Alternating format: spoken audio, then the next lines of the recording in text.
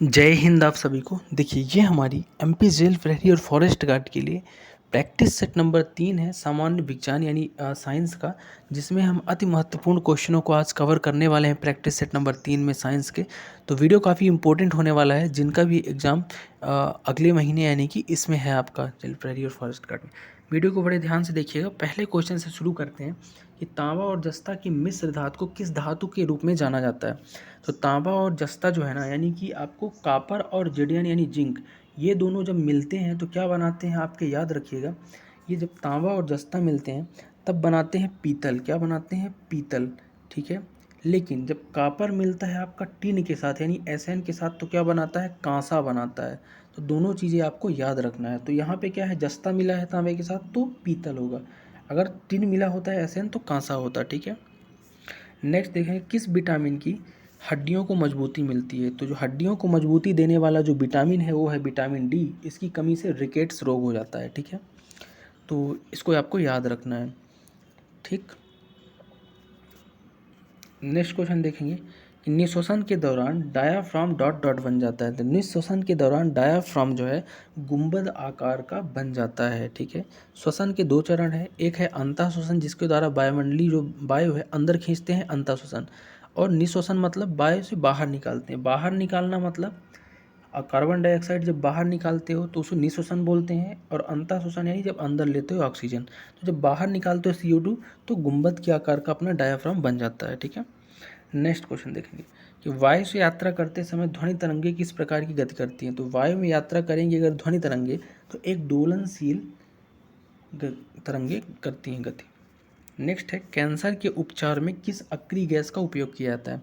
तो कैंसर के उपचार में रेडान का यूज किया जाता है, जो कि एक अक्रिय गैस है जिसका परमाणु संख्या क्या है, 86 है, और इसका प्रतीक क्या है, आर्यन है। क्या है?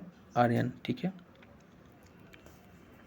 नेक्स्ट है, जल की बूंद का आकार गोलाकार होने का कारण क्या है। तो जल की बूंद गोलाकार इसलिए होती है क्योंकि पृष्ठ तनाव के कारण, वर्षा वगैरह में आप देखते हो कि पत्तों पे गोला आकार की बूंदें चल जाती हैं, पृष्ठ तनाव के कारण ये चीज़ें होती हैं।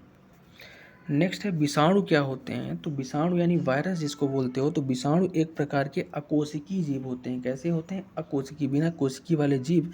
और विषाणु एक सूक्ष्म संक्रामक कारक हैं जो किसी परिपोषिका के अंदर प्रकृत करते हैं और अकोशिकीय होते हैं, और ये बहुत छोटे होते हैं। कह सकते हो आपके 30 से लेके 50 mm के बीच होते हैं। ठीक है। और ये विषाणु में आनुवांशिक पदार्थ में RNA DNA दोनों हो सकते हैं। ठीक है।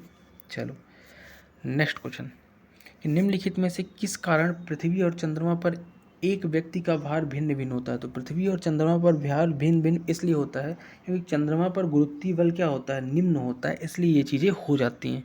1/6 लगभग होता है पृथ्वी का। नेक्स्ट है, मांसपेशियों में दर्द के उपचार में उपयोग किए जाने वाले विकिरण कौन सी है। तो मांसपेशियों के दर्द में उपचार के लिए अवरक्त किरणों का अपन यूज करते हैं। किसको? अवरक्त किरणों को। ठीक है। और अवरक्त इसका उपयोग कुकर में खाना बनाने में, कम दूरी के संचार में, थर्मल इमेजिंग किरणों सब में इसका यूज करते हैं। ठीक है। नेक्स्ट है, किसी वस्तु की वास्तविक छवि प्राप्त करने के लिए किस प्रकार के दर्पण का उपयोग करते हैं। जब कभी भी आपको वास्तविक छवि प्राप्त करनी हो ना, तो हमेशा अवतल दर्पण का यूज करोगे। किसका करोगे? अवतल। अवतल दर्पण की मैं बात करूँ तो इसका यूज कहाँ कहाँ होता है, तो अवतल दर्पण दाढ़ी वगैरह बनाने में यूज करते हैं। ठीक है। इसका नेक्स्ट है, ऐसे परमाणु जिनकी न्यूट्रॉन संख्या समान लेकिन प्रोटॉन संख्या भिन्न होती है, क्या होते हैं। तो जिनकी न्यूट्रॉन समान और प्रोटॉन भिन्न होता है उन्हें सम न्यूट्रॉनिक बोलते हैं, क्योंकि न्यूट्रॉन समान है इसलिए सम न्यूट्रॉनिक इनको बोलेंगे। नेक्स्ट है कि तारों का टिमटिमाने के लिए कौन सी परिघटना उत्तरदायी है। तो प्रकाश के अपवर्तन के कारण ही तारे टिमटिमाते हैं। तो प्रकाश का अपवर्तन इसका राइट आंसर हो जाएगा। ठीक है।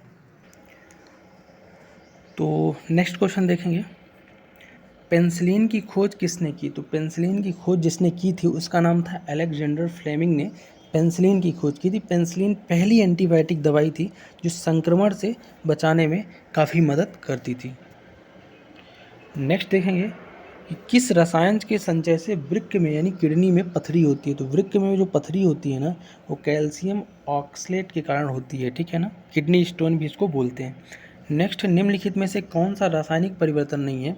तो इसमें से पानी का जमना रासायनिक परिवर्तन नहीं है, एक भौतिक परिवर्तन है। ठीक है, रासायनिक परिवर्तन क्या होते हैं? जिन पे पदार्थ के परिवर्तन के बाद अपनी मूल अवस्था को न प्राप्त कर सके, जैसे दूध से दही बनना, किसी चीज़ का जलना, जंग लगना, ये सब क्या है? रासायनिक है। भौतिक में मूल अवस्था में वापस से आ जाते हैं, जैसे कि बर्फ़ बनना, पानी बनना। अगला आपका सूची वाला क्वेश्चन है कि सूची का मिलान कीजिए। तो डायरेक्ट मैं आपको इसका आंसर ही बताता हूँ। सेलुलोज की जो कोशिका भित्ति होती है, पहला है कि पादप कोशिका से बनी होती है। किससे बनी होती है? पादप कोशिका से। नेक्स्ट है कि डेस्मोफोम, तो डेस्मोफोम एक जंतु कोशिका है। क्या है? जंतु कोशिका डेस्मोफोम हो जाएगा। नेक्स्ट है कि पेप्टिडोग्लाइकन जो है, इसकी कोशिका भित्ति किसकी होती है? तो जीवाणुओं की होती है। और काइटिन की कोशिका कवक होती है। तो चारों चीज़ें आपको याद रखना है। नेक्स्ट है अधिकांश पौधे मिट्टी से नाइट्रोजन निम्न में किस रूप में बनाते हैं? तो मिट्टी से जो नाइट्रोजन बनता है ना, ये नाइट्रेट के रूप में बनता है। किसमें? नाइट्रेट बोले तो NO3 के रूप में। नेक्स्ट है अग्निरोधी वस्त्र किस चीज़ के बने होते हैं? तो आग से बचाने वाले जो कपड़े होते हैं ना, ये एस्बेस्टास के बने होते हैं। किसके? एस्बेस्टास एक क्या है? प्राकृतिक रूप से पाया जाने वाला रेशेदार सिलिकेट पदार्थ है जो आग से रक्षा करता है। नेक्स्ट है निम्नलिखित में से कौन सी इकाई विद्युत माप की इकाई नहीं है? तो विद्युत को मापने की इकाई इसमें से एंगस्ट्रॉन नहीं है, बाकी सीमेंस, कूलम और ये ओम विद्युत मापने की है। ठीक है। नेक्स्ट है आयन अपने संबंधित परमाणुओं से डॉट डॉट भिन्न होते हैं। तो संबंधित परमाणुओं से आयन जो भिन्न होते हैं वो आपको बताना है। तो आयन जो है ना, इलेक्ट्रॉनों की संख्या इनकी संबंधित परमाणुओं से भिन्न होते हैं। नेक्स्ट है निम्नलिखित में से कौन सा भाग सुमेलित नहीं है? आपको बताना है। तो इनमें से विटामिन डी जो है ना, ये पेलाग्रा का नहीं है। विटामिन डी से क्या होता है? रिकेट्स होता है। तो ये आपका सही नहीं होगा, बाकी आपके सही हैं।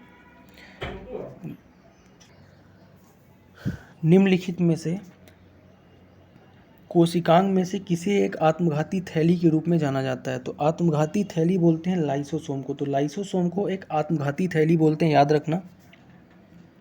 नेक्स्ट है यदि कोशिकाओं को किसी विलयन में रखा जाता है और शुद्ध परिणाम होता है तो कोशिकाएं फूल जाती हैं, तो विलय डॉट डॉट होता है। तो विलयन में अगर कोशिका रखेंगे, शुद्ध परिणाम होगा, फूल जाएंगे, तो उन्हें अल्प पारसरी विलयन कहते हैं। क्या कहते हैं? अल्प पारसरी विलयन बोला जाता है। ठीक है। नेक्स्ट है कि इनमें से किसकी इलेक्ट्रॉन बंधुता सबसे कम होती है? तो सबसे कम इलेक्ट्रॉन बंधुता आर्गन की होती है। किसकी होती है? आर्गन की सबसे कम इलेक्ट्रॉन बंधुता होती है। ठीक है।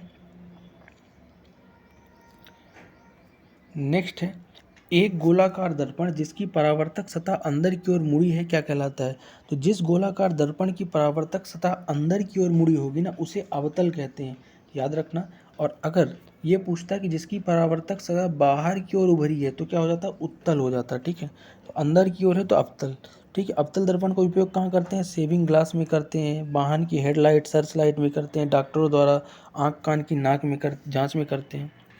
नेक्स्ट है पौधों में लचीलापन किस सूत्र के कारण होता है? तो पौधों में जो लचीलापन होता है ना, कोलेन काइमा के कारण होता है। कोलेन काइमा इसका ऊतक हो जाएगा, राइट आंसर। ठीक है। नेक्स्ट है संक्रमण के दौरान निम्नलिखित में से किसकी संख्या बढ़ जाती है? तो संक्रमण के दौरान जो संख्या बढ़ती है ना, वो WBC यानी कि श्वेत रक्त कोशिकाओं की संख्या बढ़ जाती है। ठीक है, सफ़ेद रक्त कोशिकाओं की। ठीक। नेक्स्ट है इस्पात तथा लोहे को जंग से सुरक्षित करने के लिए उन सब पर यद्यशिल्पन की क्रिया एक पतली परत किसके कारण होती है? तो याद रखना कि अगर इस्पात यानी स्टील वगैरह है, उन सबको अगर आप जंग से सुरक्षित करना चाहते हो तो एक कोटिंग करते हैं, है ना, जिसको आप क्या बोलते हो? गैल्वेनाइजेशन बोलते हो। ठीक है। उसके ऊपर एक पतली परत और चढ़ाते हैं ताकि सुरक्षित रहे आपको कवर के रूप में, तो उसे बोलते हैं क्या? तो जिंक की परत चढ़ाते हैं। किसकी? जिडेन जिंक की परत। नेक्स्ट मिश्र धातु कांसा किसका घटक है? तो अभी थोड़ी देर पहले मैंने बताया है कि कॉपर के साथ अगर आपका टिन मिला है तो क्या कहलाएगा? कांसा कहलाएगा। और कॉपर के साथ अगर आपका क्या मिला है? जिंक मिला है, तो आपका वो क्या कहला जाता है? वो पीतल कहला जाता है। ठीक है। तो टिन कांसा हो जाएगा, ऐसा। नेक्स्ट कि हाइड्रोजन का रेडियोधर्मी समस्थानिक कौन सा है? तो इसमें से ट्रिटियम जो होता है ना, हाइड्रोजन का रेडियोधर्मी समस्थानिक होता है। नेक्स्ट निम्नलिखित में से कौन सा अनुवांशिकता रूपांतरित खाद्य पौधक है? तो अनुवांशिकता रूपांतरित खाद्य पौधक इसमें से जो है आपका वो बताना है। तो इसका राइट आंसर हो जाएगा सुनहरा धान। सुनहरा धान जो है ना, खाद्य पौधक है जो अनुवांशिक रूपांतरित है। नेक्स्ट है वॉशिंग मशीन में कपड़े को सुखाने के लिए उत्तरदायी बल कौन सा? तो वॉशिंग मशीन में जब आप कपड़े डालते हो ना, तो सुखाने के लिए अपकेंद्री बल लगाते हैं। क्या लगाते हैं? अपकेंद्री बल इसका राइट आंसर हो जाएगा। यानी केंद्र के बाहर की ओर। अगला है कि मीठा शीतल पेय का प्रमुख घटक क्या है, यानी कि जो आप कोल्ड ड्रिंक वगैरह पीते हो तो उसमें क्या होता है, तो उसमें कार्बोनेटेड जल होता है सबसे ज़्यादा। क्या होता है, कार्बोनेटेड जल। कैफीन भी होता है लेकिन कार्बोनेटेड जल ज़्यादा होता है प्रमुख। प्रकाश के कण की प्रकृति की घटना किसके द्वारा दिखाई देती है, तो प्रकाश के कण की प्रकृति की जो घटना है ना, ये प्रकाश विद्युत प्रभाव के कारण दिखाई देती है, याद रखिएगा। नेक्स्ट है श्वेत प्रकाश के इस घटक रंगों में विभाजित होने को कहा जाता है। तो अगर सफ़ेद प्रकाश अगर घटक रंगों में, यानी जिसको आप बिब्जियोर बोलते हो, बैजानी, हाफीना, 7 रंगों में, तो वो आपकी विकिरणन कहलाती है। नेक्स्ट है विद्युत धारा का एसआई मात्रक। तो विद्युत धारा का एसआई मात्रक एम्पियर होता है, सबको पता है, ए से इसको डिनोट करते हैं। आयनिक आवंत का निर्माण डॉट डॉट है। तो आयनिक आवंत का जो निर्माण है ना, ये एक ऊष्माक्षेपी अपक्रिया है। तो ऊष्माक्षेपी अपक्रिया, ऊष्माक्षेपी है क्या, तो किसी भी अपक्रिया में अगर ऊष्मा बाहर निकलती है तो ऊष्माक्षेपी कहते हैं। ऊष्मा अगर अवशोषित कर ली जाती है तो ऊष्माशोषी कहते हैं। नेक्स्ट है राइफल से चलाई गई गोली में कौन सी ऊर्जा होती है, तो कोई भी अगर गोली चला ले तो उसमें गतिज ऊर्जा होगी, ठीक है। नेक्स्ट देखेंगे कौन सा हार्मोन्स रक्त शर्करा के स्तर को नियंत्रित करता है, तो रक्त की शर्करा को नियंत्रित इंसुलिन करता है, अग्नाशय में पाया जाता है, ठीक है। आज का लास्ट क्वेश्चन देखेंगे कि मांस और मछली को संसाधित करने के लिए प्रमुख यौगिक कौन सा है। तो मांस और मछली को अगर बचाना है, संरक्षित करके रखना है, तो एसिटिक अम्ल यूज करते हैं। तो एसिटिक अम्ल आपका राइट आंसर हो जाएगा। एसिटिक अम्ल जो है खाना पकाने में संरक्षण और स्वादिष्ट बनाने में इसका यूज़ करते हैं, मांस को नमकीन बनाने में करते हैं, सुखाने में करते हैं। इसका फॉर्मूला क्या है, CH3COOH, ठीक है। रासायनिक नाम है एथेनोइक अम्ल, ठीक है। तो ये था आज का विज्ञान का पूरा सेगमेंट MPGL प्रायरी और फॉरेस्ट गार्ड के लिए। ये सेगमेंट कैसा लगा कमेंट करके ज़रूर बताना। मिलते हैं नेक्स्ट वीडियो में, तब तक के लिए।